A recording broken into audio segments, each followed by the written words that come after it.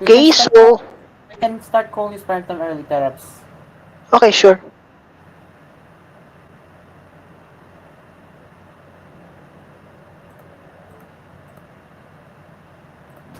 You are listening to Cool FM, live from Cool Studios.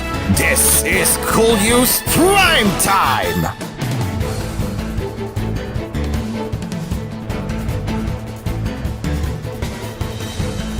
Good evening and welcome to koolNews Prime Time. I'm Todd. Let's get into the headlines for this time. Around 6.8% of employed workers nationwide are unpaid as of June this year, according to the Department of Labor and Employment DOLE. However, this figure is lower compared to the 9.4% recorded in the same period in 2023, said Marikina Representative Stella Quimpo, citing data from DOLE. The agency did not provide details on the exact number of these workers. However, based on the labor force survey results in March this year, the country had 45.9 million employed individuals in January 2024. In June 2023, 9.4% were unpaid workers.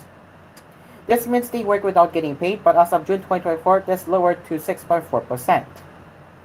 Guimbo said during the House Appropriations hearing on Wednesday. I don't know if I computed it right, but it's about 1 million workers. These workers became wage workers. Most of them were employed under a private corporation, she added. Guempo then asked Labor Secretary Benvenido Lagusma if the data translated to improve employment in the country, to which he answered yes. That's right, but it is not a sufficient reason for us to become complacent. We aim to provide quality jobs to lessen the number of underemployed individuals, the Dole chief said. Logasmar added that this means workers would undergo continuous upgrading of employment status from being unpaid to underemployed, eventually to wage and salary workers. Although Quaypos commended the agency, she pointed out the need to address the remaining 6.8% of unpaid workers. Aside from the unpaid workers, the lawmaker also disclosed that the unemployment rate in June decreased to 3.1% compared to the same period in 2023 at 4.5%.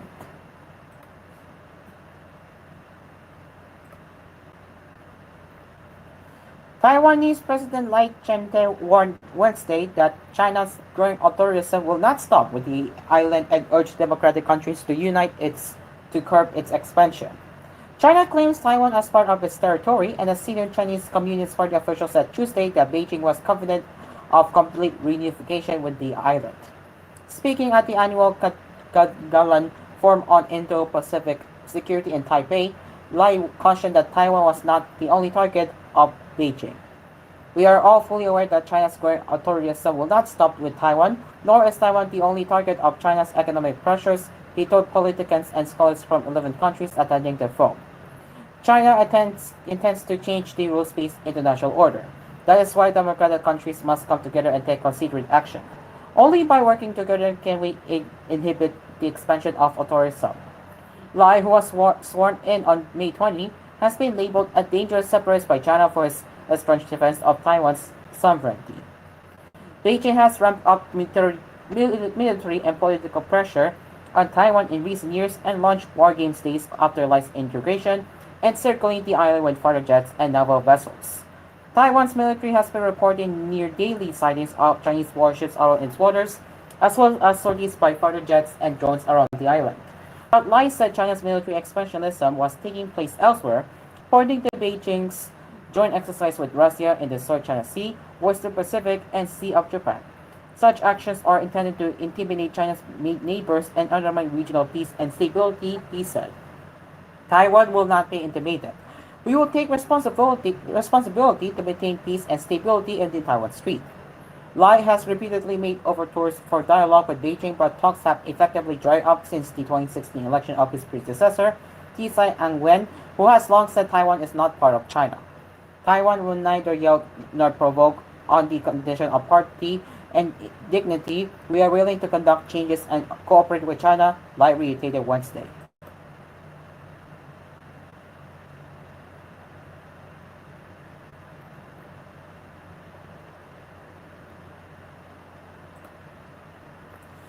The National Security Advisors (NSAs) of the Philippines and the United States expressed great concern about recent aggressions of China in Panatac, Scarborough, and Escoda Sabino shoals in the West Philippine Sea.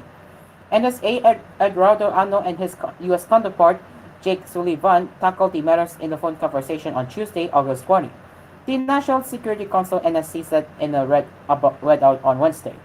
The two NSAs exchanged information on the current maritime security situation in the region and particularly raised grave concerns on the recent illegal, aggressive, and dangerous actions of China's People's Liberation Army Air Force against a Philippine Air Force aircraft conducting a routine maritime security operation over Bajo de Masinloc, and Chinese Coast Guard vessels against Philippine Coast Guard ships while en route to Panatac Island and Lawak Island in the West Philippine Sea, the NSC said.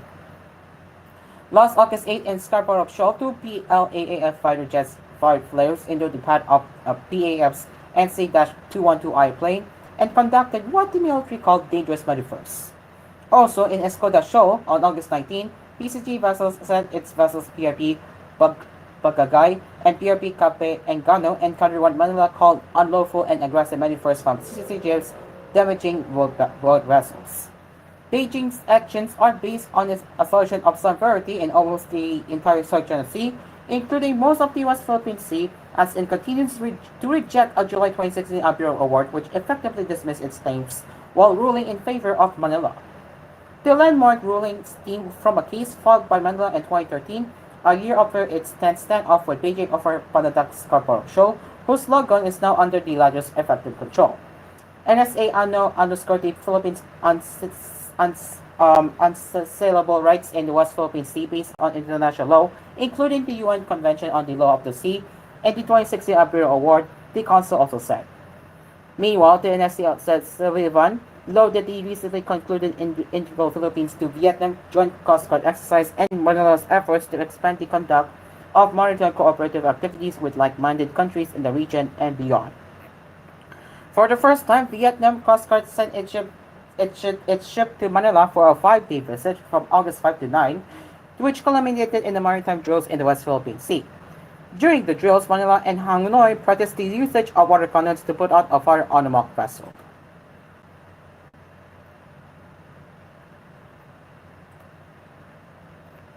The Philippine government has reported the passports of Alice Guo, her siblings, and business associates Cassandra Ong to the International Criminal Police Organization, or shortened as Interpol, for appropriate action. Senator Rizal Rose bear this in a Campihansa Senado form and on Wednesday, saying that she was informed about the matter by the Department of Foreign Affairs.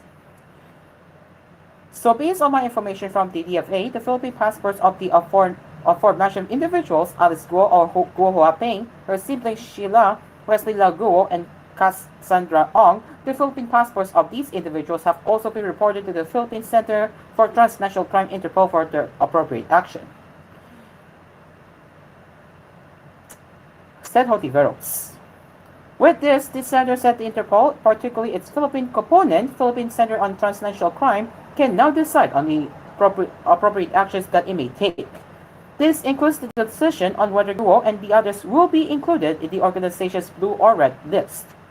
It has also come to their attention as related to the issue of transnational crime, so it is clear that the personality of Guo Huaping and the other three are of interest to them, to Interpol, because they are compliances or are being investigated, and one of them is the subject of an arrest warrant of the Senate in relation to the transnational crimes to Pogos in the Philippines, said Hontiveros.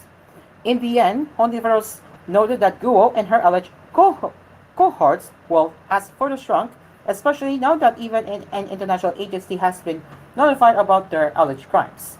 It was Hontiveros who initially disclosed that Guo had left the country in July. Guo is under scrutiny after the Senate panel of women revealed her alleged ties to the illegal Poco firm Zuan Technology Incorporated in Bangkok, Tarlac. Questions about her citizenship were also raised, leading to allegations that she is a Chinese spy, a claim she vulnerably denied.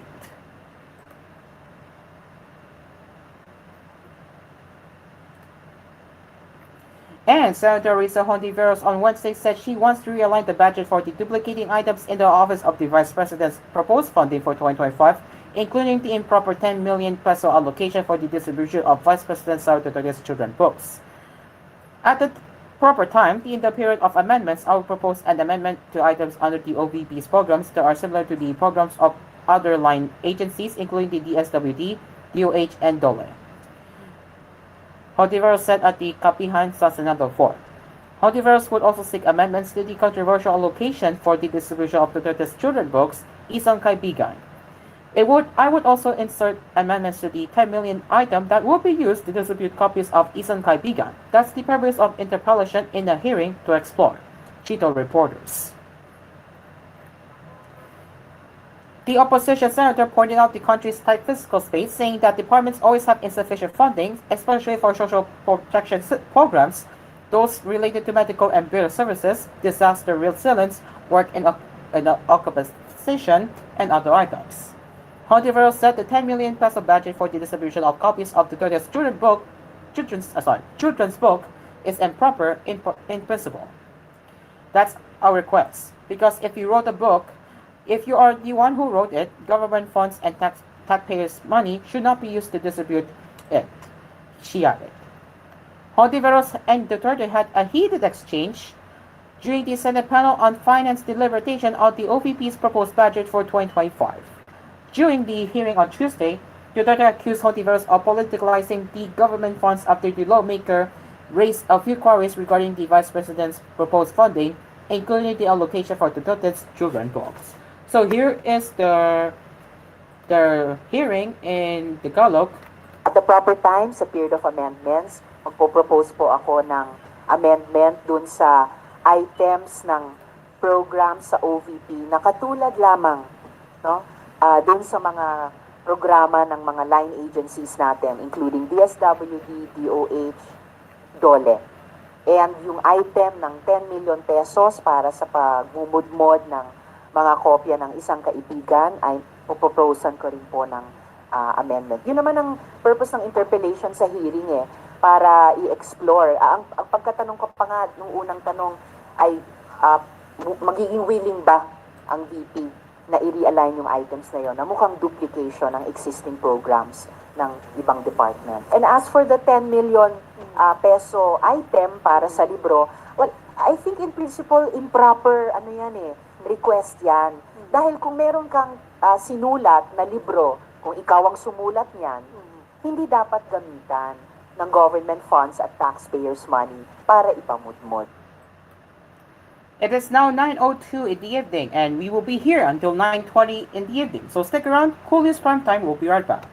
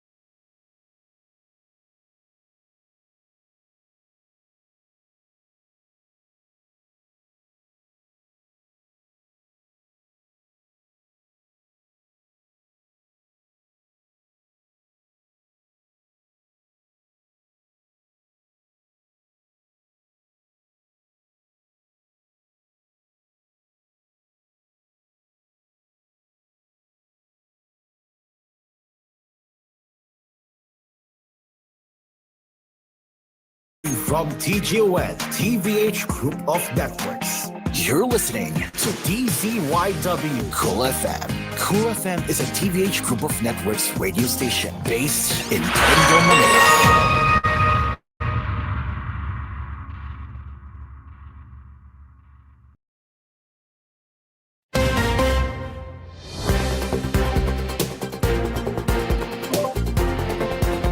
Welcome back. Tax exemption for cash grants and prizes received by national athletes and coaches is one step closer to becoming a law after the House of Representatives approved House Bill number 10723 on the third reading. During the plenary session on Wednesday, 203 lawmakers voted in favor of approving House Bill number 10723, while none of the salons present objected or abstained. If enacted, the proposed measure will amend Republic Act No. 10699 or the National Athletes and Coaches Benefits and Incentives by inserting a new provision named Section 4A. All incentives, rewards, bonuses, and other forms of emoluments, as well as donations, gifts, endowments, and contributions, whether from public or private persons or entities, received by national athletes who compete or win in international sports competitions, as defined in this act, including those received by the respective coaches, shall be exempt from any and all national or local taxes, fees, and charges, subject to rules and regulations to be issued by the Secretary of Finance, the bill reads. Provided, however, that donations, gifts, endowments, and contributions made prior to the competition itself and directly and exclusively used to fund training and competition-related expenses, as well as incentives, rewards, bonuses, and other forms of emoluments received by competing or winning national athletes and coaches shall be considered as allowable deductions from gross income for purposes of computing the taxable income of the donor in accordance with the provisions of the National Internal Revenue Code of 1997 as amended, it acts.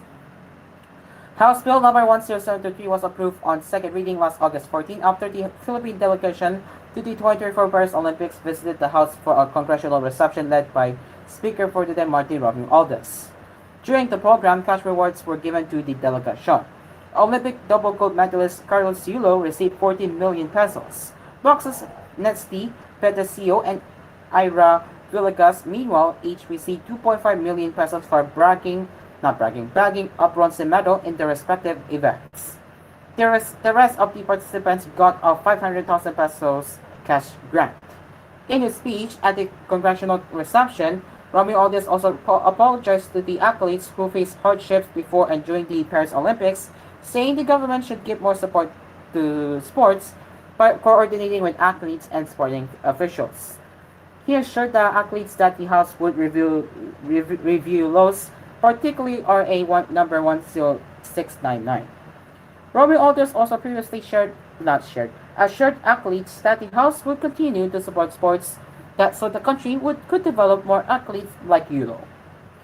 Yulo and other athletes are also set to receive incentives from private companies and government corporations. Last August 6, the Philippine Amusement and Gaming Corporation, shortened as POGCOR, said it is mandated to provide a cash grant of 10 million pesos per gold medal won at the Olympics. This means Yulo would get 20 million pesos, POGCOR chairperson Al Tanco said.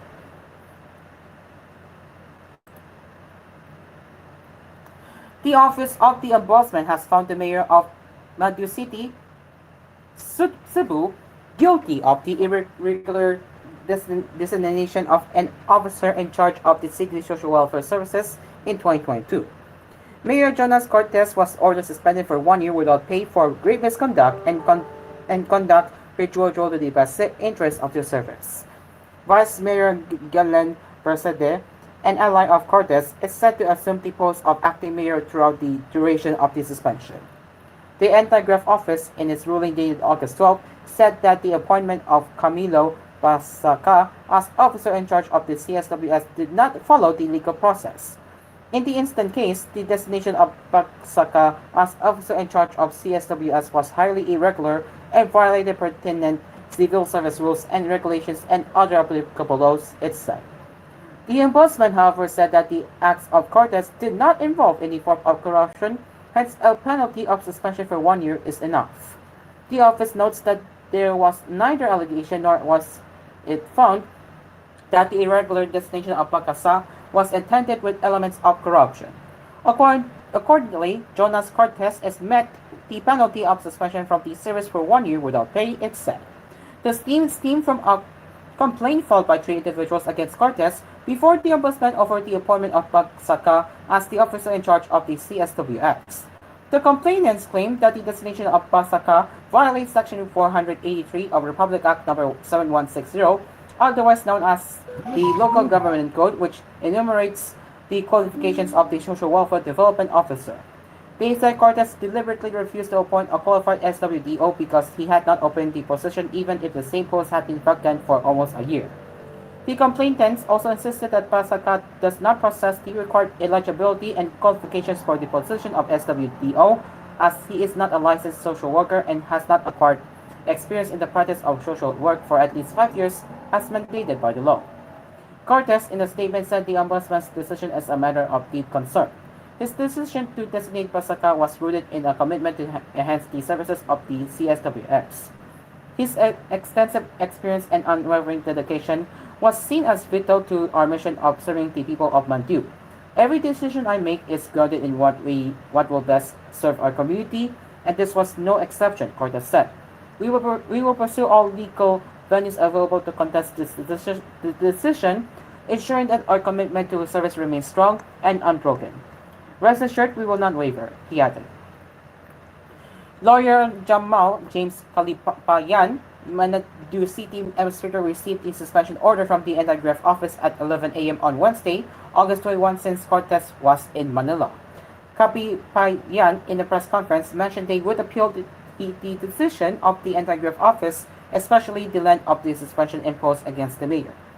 He said the suspension of Cortes should not take effect immediately and that the mayor should continue serving the public until the suspension order is enforced. Kalipayan said the ombudsman did not mention any issue of corruption in the ruling and that the mayor believed that the appointment of Pasaka was beneficial to the majority and that no city residents were affected by it.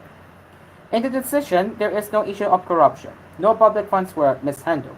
The mayor's act of designating Pasaka has helped many, said Kalipayan. Kalipayan said they were surprised because they did not have knowledge about the background of the complainants. We don't know who these individuals are. I was told by Camilo Pasaka that he met the complainants during the clarificatory hearings at the ombudsman. And according to him, he did not know who the complainants were, he said. Pasaka's contract as acting head of CSWS in Mandus ended last month. Kalipayan admitted that Cortes was saddened by the suspension order, especially since it would prevent him from serving the public for a year. Despite the development, Kalipayan said they will continue to implement the programs and projects of Cortes.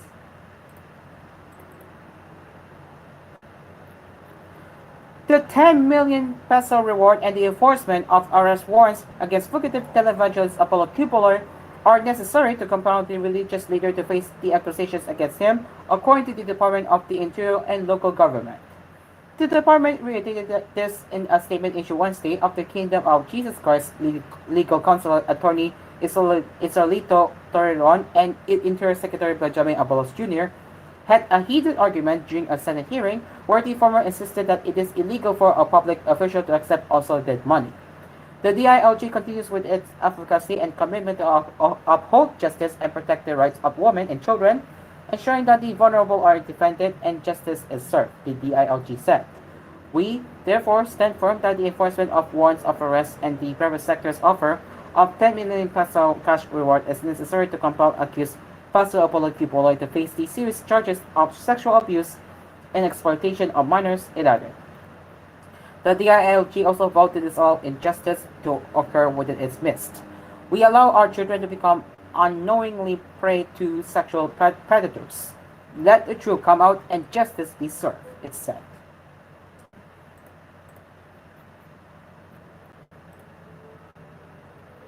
And in showbiz entertainment happenings, TV5 officially terminated the employment of a program manager who was accused of sexual harassment by a male talent or casual employee of the Kabatid network. In a Facebook post of Senator Rafi Tuvo's service-oriented program on Tuesday, August 22, it announced that TV5 chairman and business magnate Manuel V. Pagilian personally informed him that the respondent, identified as the network's news and current affairs program manager, Cliff Jinko, has been sacked from his post and dismissed from company service after an investigation showed that there's strong evidence against him. TV5 chairman Manuel V. Pagilian personally communicated with Senator Rafi Tulfo to announce that the investigation done by the network regarding the complaint of molestation by Cliff Jinko, program manager of TV5 News and Public Affairs, on the new talent is over, read the statement. And it appeared in the investigation that the complainant against Ginko had a strong basis, so TV5 decided to terminate his employment. The statement also stated that the company network will provide medical assistance, among others, to help the victim, as well as help prepare the criminal charges that Ginko will be facing in the eyes of the law. Chair VPP also added that TV5 will provide full support to the victim, particularly medical assistance such as therapy and other needs, they declared. In addition to this, Ginko is also currently facing a criminal case in the fiscal office where RTIA is assisting and focusing to ensure that the case progresses smoothly, continued the statement. On the August 9 episode, Rafi Tulfo in Action, a new program researcher from TV5 came forward about alleged sexual harassment he experienced at the hands of a program manager from the same network. He claimed that he was sexually harassed in a hotel in Pasig on July 23 at 1:30 a.m. And that's the koolNews Primetime for tonight. As always, you can get in touch with us at tvh.philippines.news@gmail.com. And once again, I'm Carlo. We will see you tomorrow for more latest news headlines with koolNews at noon or koolNews at 4 p.m. Good night.